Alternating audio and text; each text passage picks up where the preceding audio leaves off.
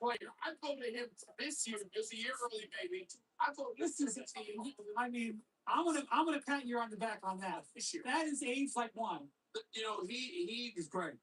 He is that kind of player. And so he'll not win an MVP probably because Wemby's going to always have that slide out with the voter fatigue, whoever sit in. So wait a minute. You're calling MVP. I heard MVP. You think he has MVP? The first team All NBA next year. I love Stephon Cass. Love him. Well, it's not, look, and he's got this thing to work on. He is not a point guard. And you are right about the De'Aaron Fox, Dylan Harper part of the equation. But that frees up Castle now to do all these other things. Oh my God, he's in his second year. He's going to get so much better. But I think you start to see that. You look so many great players late in their second year into that third year. That is when you see them start to emerge and have influence on important games. And I think that's what we are with Stephon Castle, who's been on the big stage, right? On the big stage at 18. And so, you know, other people on that team, other than De'Aaron Fox. Bro, are you fucking kidding me, bro? I'm going to say Harrison Barnes. Harrison Barnes.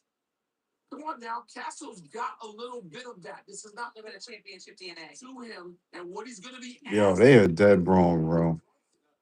They are dead wrong. He's not scared of anything.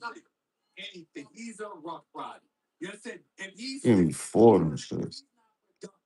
it's just because it's a bad day. It has nothing to do with fear, nerves, or anything like that. Stephon Castle he's the kind of dude any team wants on their team.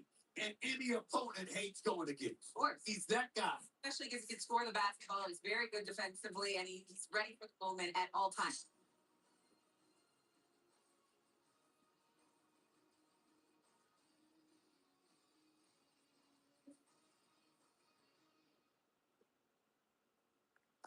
San Antonio. We are live from home to epic calls in the past. And these NBA finals, they certainly have all the makings of an epic battle. The San Antonio Spurs looking to add a sixth title led by Victor Wembanyama. They will host game one of these finals against Jalen Brunson and the New York Knicks as we get you set for the 2026 NBA Finals.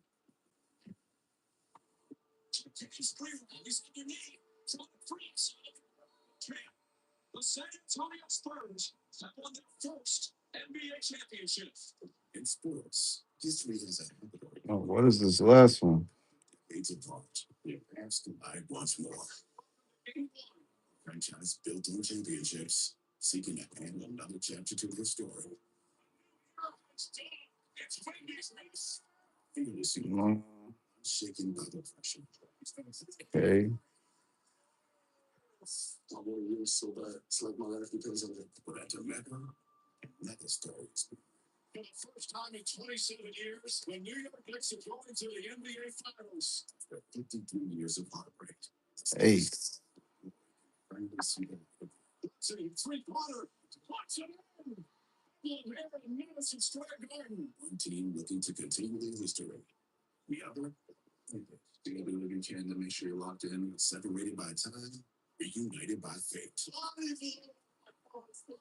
Between these two teams, this is where legacy meets destiny. The NBA Finals on ESPN. San Antonio fans are hoping to see the NBA title, the NBA championship, reside back in their city. They have craved the 90 degrees. Stay with you for the very first time. Welcome to the 2026 NBA Finals. I'm Malika Andrews, alongside Brian Ritterhurst, Kendrick Perkins. Everybody knows a thing or two about winning in San Antonio. And great gentlemen. You got one? One here, you know. Okay, all right, yeah. No shooter, man. You got one. This is NBA Finals Media Day, and so you're going to hear from Karl Anthony Towns and Jalen Brunson. I just got back from a one-on-one conversation with Victor Wembanyama that I cannot wait to share with you. But these fans are so excited to be here and for the finals to be back. Danny, you know how much basketball is really the DNA of the city. Oh, it's amazing. It means the world to these fans, the people here. You can see the energy. And this heat is so hot, right? But they love it. And it's bringing back so many great moments, some nostalgia. Feeling like, back in that time. Yeah. It's a fun time right now. It's exciting. Looking like you're right at home. Kirk, don't worry. We have a pile of towels for you because 109 degrees out. But we said that we have heard from stars from both sides today. Let's begin with Victor Wembanyama. Falling in love with basketball happened really early on in my life. I mean, I have pictures of myself with basketball at an age where I wasn't even old enough to have memories. Yes, of course, I saw Pop right away when we landed. And the emotion was really something I haven't felt in a while. I don't even know since when. And coming back down from this is a challenge, and it's not done yet. We still need to really come back down to earth and realize that we haven't done the hardest yet. The job isn't done at all. It's a great team of experienced guys who are not here by chance. Good one, hot dog. This effort over the Thanks, years. King Ram. And Pause. different career paths for all of them. Ramsey. They're right where they're supposed to be, in my opinion. And all of them are going to be super hungry in their own way. It's always incredibly thoughtful. Ryan, what do you expect from him? And good, that's right. I think it was remarkable that he talked about how they're not over the emotions of winning the conference. Thank you. So cool. The Tory, so cool. The thing about Victor is he has experienced tough losses before. I know everybody thinks Toru. he can't do when he's 19 years old and that he doesn't have that experience level, but he's had tough defeats before. He lost in the European U19 championships when he was playing for Team France. I'm telling you something, he's still not over that loss, which he fouled out of. Obviously, the 2012 playing at home in Paris, that defeat, something that. Thank you. He talks about with emotion, feeling emotion. He has a deep well there that he's trying to. Ladies and gentlemen, boys and girls, welcome to the greatest show on earth. And I'm not talking about an elephant standing on one leg. I'm not talking about a tiger jumping through hoops. I'm talking about. And that's a good one. He is the greatest show on earth. He is the future face of the NBA. And yes, he is the defensive player of the year. Speaking of the defensive player of the year, his defense is going to test the most that has ever been in this postseason, going against an all-time great offense in the New York Knicks. The New York Knicks is one of the greatest offensive teams that we've seen in playoff history. And so it's going to be exciting to see how windy and what type of adjustments they're going to make, how they're going to put him in position to be successful, because we know that the blocks, that's one thing. But him just being in the paint and being around and stopping the guard from penetrating is another. And we know the style that the Knicks like to play. They can mix it up, right? They could go with Karl Anthony Towns at the point center, or they could go back to the big body Brunson play with that, which we saw against the Cleveland Cavaliers. Yeah. I mean, if anybody's gonna bring it home, it's Wemby, right? Because he is very similar. Danish, okay. Thank you. Obviously, different type of friend. He's more outspoken with the media.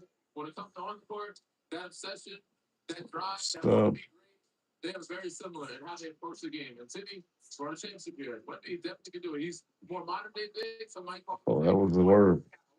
Yeah, but he's just a modern version of Tim Duncan, and he had that drive, that mindset, that mental fortitude.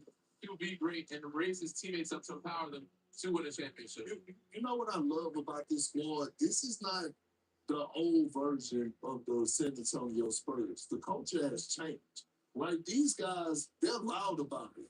They let you know we don't like if you don't have Spurs across your chest, we not fooling with you, and we gonna let you know. And it starts with the head of the snake. And I'm not talking about Wemby. I'm talking about that light-skinned guy on the sidelines. Because when he get red, I call him the evil genius. He's also bringing a different tenacity to the game. And you can tell in his film room that he's coming with a level of aggression that the rest of the guys are following. Yeah, and really it seems like the San Antonio Spurs team, yes, it's led by Victor Wembanyama, but they've gotten here by collective. The question has been whether or not maybe their lack of experience, even though they don't like to look at that, whether or not their lack of experience is at some point going to come into play. I reject it. I reject the lack of experience thing. Kurt told me months ago, and I give respect for that. When I watched the Spurs finish off that game in Oklahoma City in the fourth quarter, with guys who've never been in a game 7 before, hitting shots under pressure. I'm done with it. I don't care about experience anymore. This team can do anything. Now I will say this. Motion detected in Now, the. let me say this. Like a lot of teams are happy when they make it to the finals for the first time. The happy teams get their ass sent home. And I look at the NBA finals as if you're looking at Floyd Mayweather. Floyd Mayweather a lot of times had already won the fight before the fight started. Because when you walk into Vegas, you got the press conference, you got the billboard, you got all this, and it's full of excitement. That's the finals. And I've been in this moment in 2012 with the Oklahoma City Thunder, where we were happy to be there. But the other side, the Miami Heat had just came off of losing the NBA Finals to the Dallas Mavericks, I believe it was, or maybe in 2011. No, it might have been the Mavericks. It was the Mavericks, at that time, and we were happy to be there. We got beaten 5. Right. So a lot of people compare this team to the Magic in 1995, Shaq's third year, Victor's third year. Remember what happened there? Shaq openly admitted years later that they beat the Bulls and then they beat the Pacers and they took it easy. Right. Terrible mistake. I don't get that vibe at all. Yeah, and that's not what Their experience. I'm saying either. Let's take a listen to Dylan Harper, just the magnitude of this moment. Never in like 1,000 years, you would have told me that my first year in the NBA, I'd be playing against the Spurs, going to play Madison Square Garden with my rookie year in the finals. Like, I would never I think you're crazy, but just the reality and possibility that we have as a team, and I think our biggest goal this year, I think we have a chance to do it in a special place. I mean, we've been making history with like every game. It's like we see something new. So, I mean, yeah, we got 4 more to go, and we got this far, but I mean, we still haven't really done anything yet. We have 4 guys that are under 23. We have like 7 guys that are under 26, and we're in a position to win championship. That's because of the way that they think it's possible. All right, so that is what the young guards of the San Antonio Spurs here are saying. But you have been impressed with the resolve, Danny, that you've seen from them through the course of these I posts. mean, they've grown up. People kind of don't trust their experience. They got through the OKC series. They have experience now. Also, that DNA from the organization. Look at the Clippers. Start and they're attacking. As you see here, they get a stop on defense. They're out running. They got a swing happening. It's so good. Get to the basket. They have to respect them, right? So, Chet, when he's guarding, pass it back up. He's shooting. Or Isaiah Hartenstein. He's 50% on 3 versus center. Something that he's grown and improved over the season. Next, that's it. No five. Get up the pick and roll. They get a screen. They the biggest stop. They don't get to the top. Again, another guard so good at getting downhill. They have to step it. He gets a step back, knock down. So not contest as heavy because he'll give up that 3 from De'Aaron Fox. Let's listen, last listen here. And Stephon Castle. They get a little hit down here for Harper. He gets over the top. He gets a screen from Wemby to get downhill, gets a driving pick. They don't have right away. He drives and kicks, grenade happening, and just Dylan Harper being cold-blooded. ISO 1-on-1, step back, knockdown, over SGA, cast 20 records. That's what he's been doing all season. That's how they all grown throughout the year. Yeah, and really when you talk to San Antonio, they don't feel like their inexperience here is a weakness. And you're going to hear a little bit more from Victor Wembanyama on that later in the show. But Brian, I think also when you look at the Knicks side of this, the only person who really has experience on the stage, OG Anunoby has technically been here, but he hasn't even played a No, and I think that the Knicks' advantage isn't so much an experience thing; it's a rest thing. At some point in this series, and maybe it happens at the end, maybe it happens at the beginning, the Knicks have played 4 fewer playoff games than the Spurs. Right. You just got to figure that's going to happen. And this statistic is very fascinating. In the history of the playoffs, when a team that swept, playing against a team that has gone 7 games, a team that swept is 20-4. By the way, it was 19-4, and then the Knicks did it last series. So now you can throw all kinds of asterisks on there. You can say, well, the Western Conference this year compared to the Eastern Conference is the same thing. But history tells us that rest difference will make a difference. So the Spurs have to try to make sure that it doesn't become an issue later in the series. Right, it's just a matter of when it could become more. That's what the stats and the history teach us. Well,